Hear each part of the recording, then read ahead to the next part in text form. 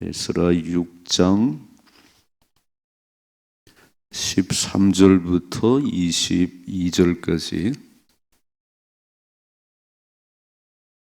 에스라 6장 13절부터 22절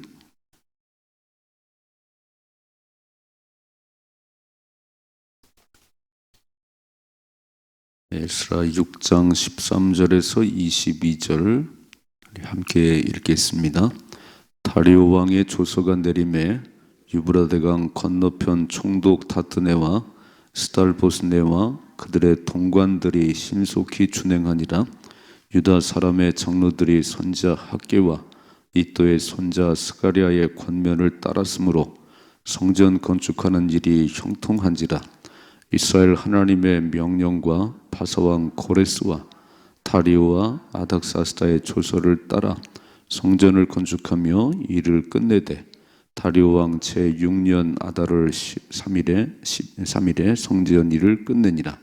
이스라엘 자손과 제사장들과 레위 사람들과 기타 사로잡혔던 자의 자손이 즐거이 하나님의 성전 봉헌식을 행하니 하나님의 성전 봉헌식을 행할 때에 수소 100마리와 수양 200마리와 어린 양 400마리를 드리고 또 이스라엘 지파의 수를 따라 순염소 12마리로 이스라엘 전체를 위하여 속죄제를 드리고 제사장을 그 분반대로 레위 사람을 그 순차대로 세워 예루살렘에서 하나님을 섬기게 하되 모세의 책에 기록된 대로 하게 하니라.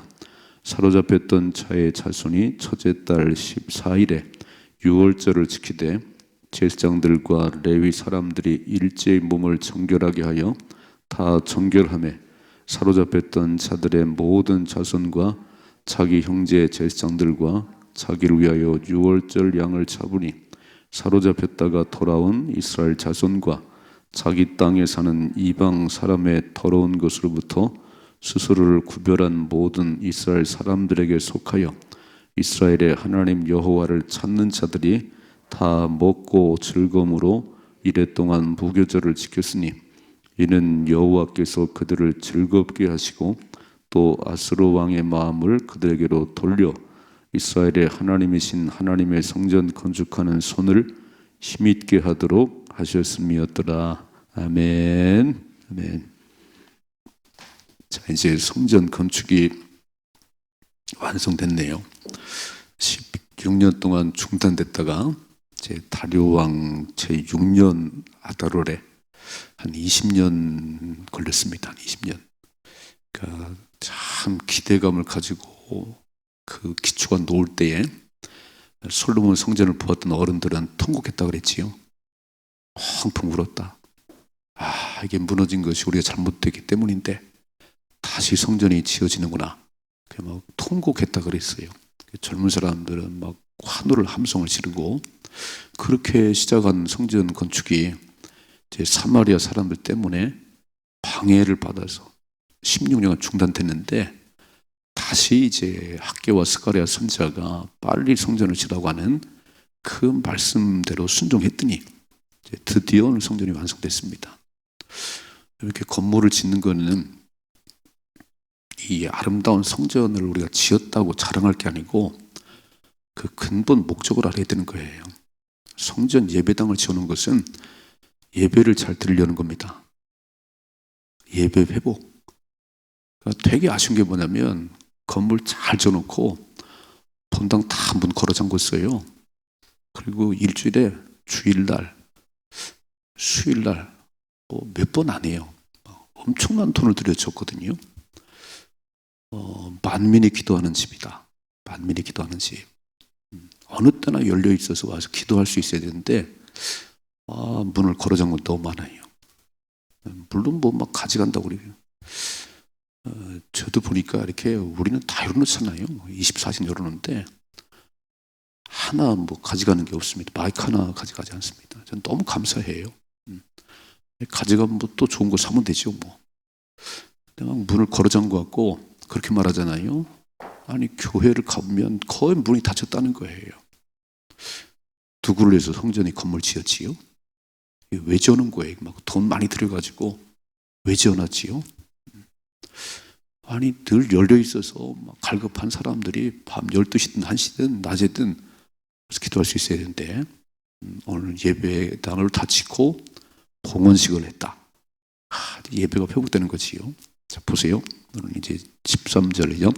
다리오 왕의 조서가 내림에 유브라데강 건너편 총독 다트네와 스달 보스네와 그들의 동관들이 신속히 준행하니라. 어제 아침 말씀 봤지요. 니들은 그 가까이 가지도 말어. 빨리 성전 건축하라고 그래. 필요한 모든 경비는 다 대줘. 다 대줘. 하여간 뭐 요구하는 게 있으면 끊임없이 날마다 공급해주라. 그리고 때가 내리니 조서를 변조하는 사람이 있다면, 이거 방해꾼이 있다면 아주 기둥에 묶어가지고 죽여야 돼. 그 왕이든 누구든 이런 조서를 내렸거든요. 그랬더니 신속히 준행했다. 자 14절이죠. 유다 사람의 장로들이 선자 학개와 이또의 선자 스가리아의 권면을 따랐으므로 성전 건축하는 일이 형통한지라. 오늘 이 말씀 핵심이에요. 이 말씀이에요. 유다 사람의 장로들이 스룹바벨과 예수아와 다 이 사람들이 뭘 따랐냐면, 왜 다시 성전 재건을 했냐면 여건이 좋아진 게 아니에요. 그렇게 16년간 중단했던 이 성전을 다시 채갈 수 있는 이유는 이 학개하고 스가랴 선자가 빨리 다시 성전 재건해야지. 이렇게 16년간 멈춰서니까 안 줘도 되나 보다. 그리고 자기들 집은 잘 짓고 살면서 그러면 되냐. 니들이 아무리 씨를 던져도 걷는 게 없을 것이다. 아무리 먹어도 배부르지 않을 것이다. 이렇게 얘기했거든요. 그러니까 학개와 스가랴의 권면을 따라서 그들의 말씀을 따랐더니 성전 건축하는 일이 형통한지라 그랬습니다. 여러분, 진짜 삶의 형통은요, 하나님 말씀을 귀나가 듣고 그 말씀을 준행하면 하나님 이루십니다. 신명기 28장을 잘 보세요. 그리고 많은 말씀을 보세요. 뭐냐면 삼가 여호와의 말씀을 듣고 그 말씀대로 지켜 행하면 들어가도 복을 받고 나가도 복을 받고 내가 너를 세계 모든 민족에 뛰어나게 하실 것이라. 우리가 형통한 삶을 사는 그 근본 비결은요, 하나님 말씀대로 사는 겁니다. 내가 아무리 머리 굴려봐도, 내가 아무리 뛰어봐도 하나님 말씀과 어긋나면요, 그건 열매가 없어요. 그냥 뛰어다녔을 뿐이지, 애만 썼을 뿐이지. 다 뭐냐면은 대천재는 말씀을 들으셔야 되는 것이고, 들은 말씀대로 살아가셔야 인생 승리합니다. 오늘 여기 써있지요? 다시 한번 읽어봐야 되잖아요. 14절이죠. 유다 사람의 장로들이 선지자 학개와 이또의 손자 스가랴의 권면을 따랐으므로 성전 건축하는 일이 형통한지라. 이스라엘 하나님의 명령과 바사왕 고레스와 다리오와 아닥사스의 조서를 따라 성전을 건축하며 이 일을 끝내되 다리오 왕 때 끝냈다 그랬습니다. 하나님의 명령과 다리오 왕, 바사 왕, 고레스의 명령과 쫙 그걸 따라서 그렇게 준행했더니 오늘 성전이 완성됐다. 들고 봐요. 16절이죠. 이스라엘 자손과 제사장들과 레위 사람들과 기타 사로잡혔던 자의 자손이 즐거이 하나님의 성전 봉헌식을 행하니 하나님의 성전 봉헌식을 행할 때에 소 100마리, 수양 200마리, 어린 양 400마리를 드리고 또 이스라엘 지파의 수를 따라 수염소 12마리로 이스라엘 전체로 위하여 속죄제를 드리고, 대단한 얘기죠. 수백 마리의 소와 양을 드렸다는 거예요. 다 어디서 났지요? 다 공급해주라. 다 기쁨으로 다 봉헌식을 하면서 엄청난 것을 드렸다는 거예요. 보세요. 그런데 18절은요. 제사장을 그 분반대로 레위 사람을 그 순차대로 세워 예루살렘에서 하나님을 섬기게 하되 모세의 책에 기록된 대로 하게 하니라. 빨간 줄, 모세의 책에 기록된 대로. 그냥 멋대로 한 게 아니라는 거예요. 다 원리가 있는 거지요. 이렇게 많은 제물을 드리며 봉헌식을 했는데 제사장과 레위 사람들이 여기 보니까 분반대로 순차대로 예루살렘에서 하나님을 섬기게 하되 그냥 하고 싶은 대로가 아니고 모세의 책에 기록된 대로 그렇게 했더라. 오늘 좀 원리를 아셨지요? 형통한 삶의 비결. 복을 받는 비결은 하나님께서 말씀하신 대로, 그리고 하나님께서 기록된 대로 그렇게 하라는 대로 하시면 하나님 복을 주십니다. 교회를 아무리 다녀도요, 그냥 내가 하고 싶은 대로 살면 아무 상관없어요. 종교생활, 몸은 왔다 갔다 하는, 교회를 왔다 갔다 하는 종교생활이지 그건 믿음생활이 아니에요. 믿음생활은 하나님 말씀이 기준이 되어서 그대로 살아가는 겁니다. 그것은 내가 좋을 수도 있고 되게 막 꺼리낄 수도 있고 어떤 때는 힘들 수도 있어요. 그러나 주의 명령이기 때문에, 하나님 말씀이기 때문에 준행하셔야 됩니다. 아멘이시죠?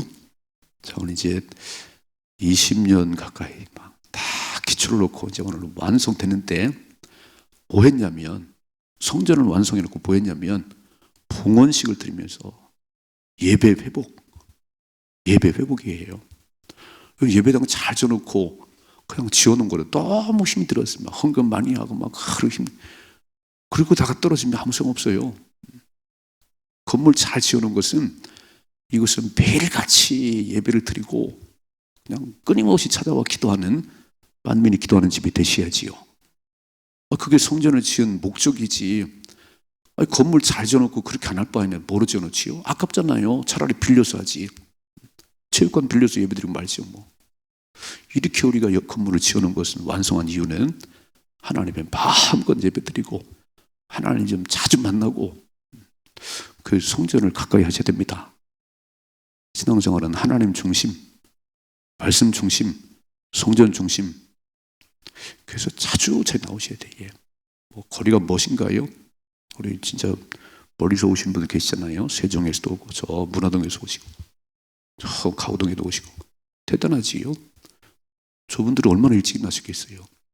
가까이 사는 우리는요 쉬워요. 근데 안 나와.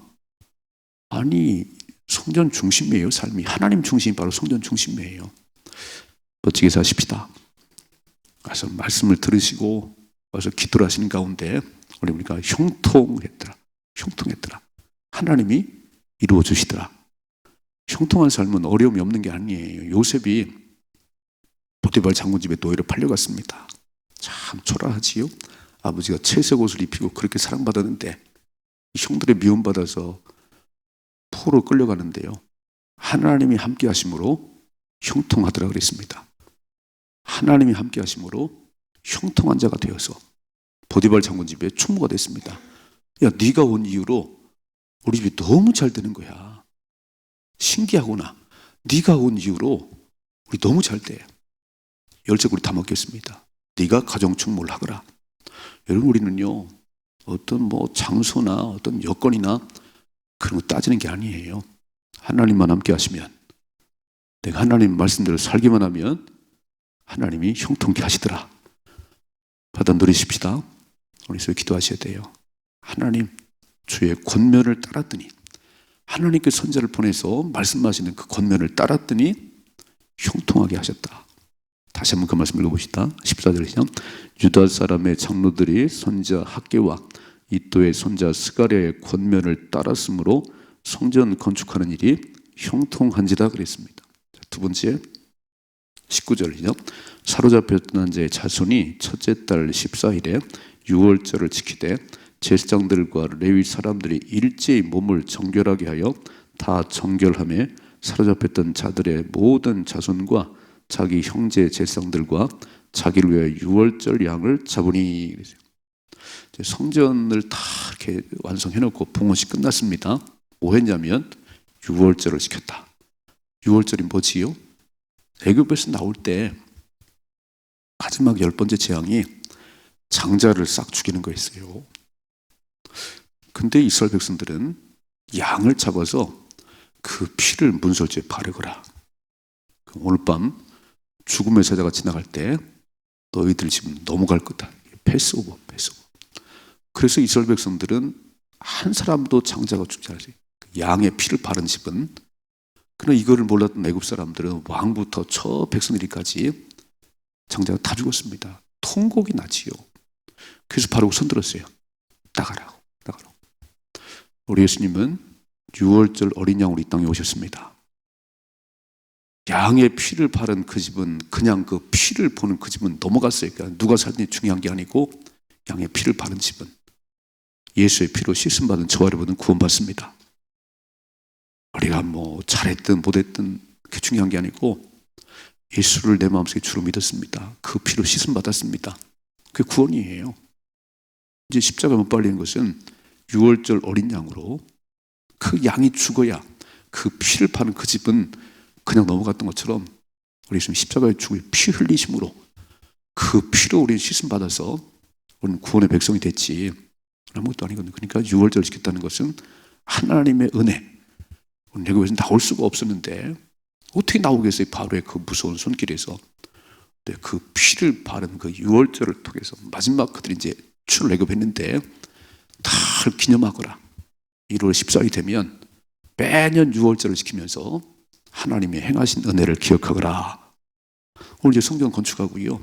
제일 먼저 6월절을 지키면서 예전에 출애굽을 시켰던 하나님, 오늘 우리에게 이렇게 성전을 어려운 가운데 지켜 하시고 예배드리게 하심을 감사합니다. 은혜를 기억하십시다.